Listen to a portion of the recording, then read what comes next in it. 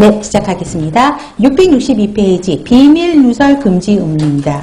자, 비밀 누설 금지 의무인데, 자, 두 가지가 있다고 설명했었죠. 사생활 보호 의무가 있고요. 업무상 비밀 유지 의무가 있습니다. 사생활 보호 의무라는 거는 비밀로 해달라고 하지 않았어요. 근데 그게 노출이 되는 거. 예를 들어서 실제 있었던 이야기죠. 어떤 연예인이 병원에 입원했는데 시크릿이 아니에요. 그냥 뭐 폐렴이나 이런 아픈 걸로 입원을 했었고요.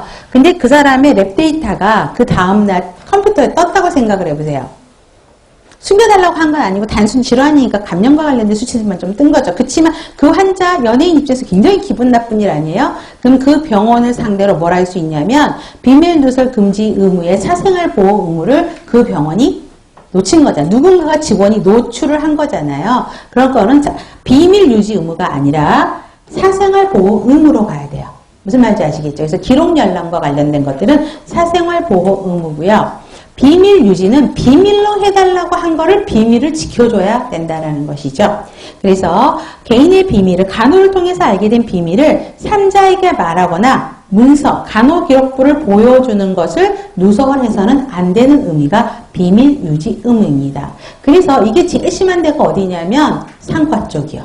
상과 쪽의 상과력, 특히 인공유산 히스토리 이런 것들은 굉장히 많습니다. 시크릿들이. 그래서 그런 상과 쪽은요. 보통 요즘에 실습할 때는 학생들 아이디 패스워드를 다 개별로 주거든요.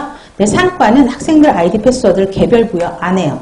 왜? 그런 시크릿들이 너무 많아가지고 그냥 간호사님들 아이디 패스워드 이용해서 보라고 하고 있거든요. 그래서 그런 것들이 비밀로 해달라는 거는 반드시 비밀로 해 주셔야 되죠. 여러분들이 병원에 있다 보면 아시는 분들 많이 입원하잖아요. 저 역시도 아는 분들이 많이 입원했는데 가끔씩 보고 있으면 좀 이런 시크릿들이 써있는 거 보면 참 난감할 때가 있어요. 특히 상과 쪽에 저도 있었지만 남사친의 친구 와이프가 애를 낳으러 왔어요. 그죠? 남사친이 정화가 있으니까 우리 여기서 낳자. 여기 큰 병원이고 믿을 수 있는 데니까 낳자. 근데 거기 시크릿이 써 있어요. 그러면 지금 그 부부 잘 살고 있거든요. 굉장히 잘 살고 있고 저렴한데 머리에서는 그 사람 보면 가끔씩 생각날 때가 있어요.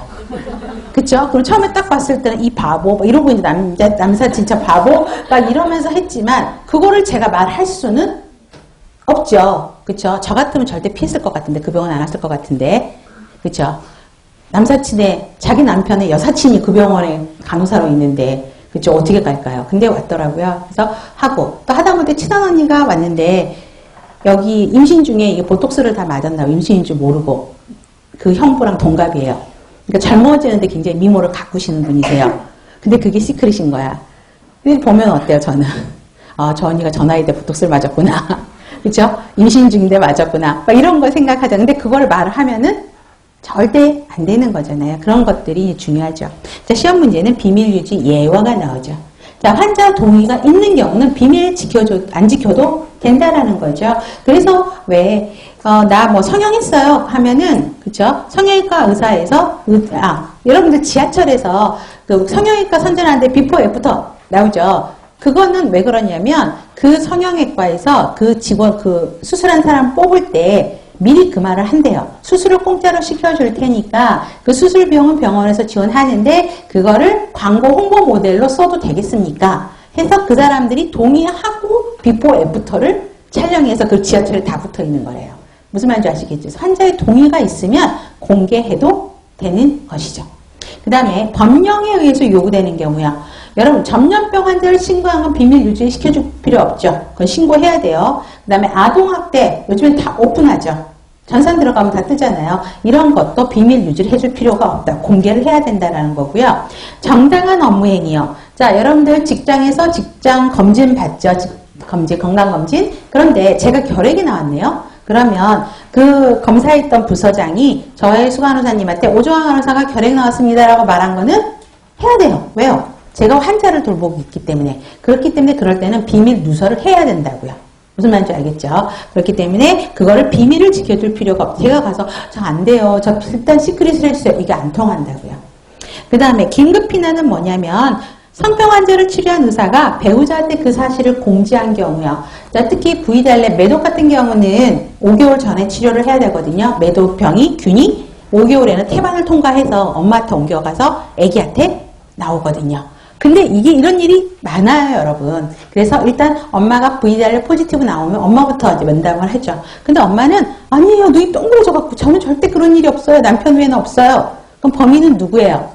남편. 그럼 남편분 오시면 저희 쪽으로 오셔서 좀 담당하셔서 좀 만나게 해주세요. 가지고 이야기 하잖아요. 그럼 남편은 웃으면서 그래요. 제가 걸려갔고요. 이 쭈삐쭈삐 내가 걸려갔고요. 치료 받았어요. 이래요. 손가락으로 딴짓하면서. 근데 그게 뭐예요? 5개월 이후에 자기는 부인한테 옮겨놓고 자기는 치료받고 끝났잖아. 근데 부인은 모르고 있었잖아요. 그래서 아기가 나왔는데 선천성 매독인 거야. 근데 또 여자아이가 나왔네요. 선천성 매독의 여자아이들은요, 평생 VDRL 포지티브예요. 걔는 그런 경험이 없어도. 그럼 그 여자아이는 뭐예요? 그 꼬마애는, 신생아는. 그러니까 그날로인지 막 거기서 부부싸움 나면서, 그쵸? 남편분이 이제 나와가지고 왜 이거를 마누라한테 말을 했냐? 비밀로 해줘야 되는 거 아니냐? 막 그러고 와요, 여러분. 근데 이런 거는 비밀 유지 예외사항 알려줘야 되는 거죠. 실제 그런 일이 있었거든요. 그때 레전드 되게 막 당황하고 막 그런 적이 있는데, 그렇고 또 긴급 비난이 어떤 일이냐면, 요즘에 그런 문제 있죠. 택시 운전사가 간지를 앓고 있네요. 그러면 그 간지를 치료한 의사가 택시 협회에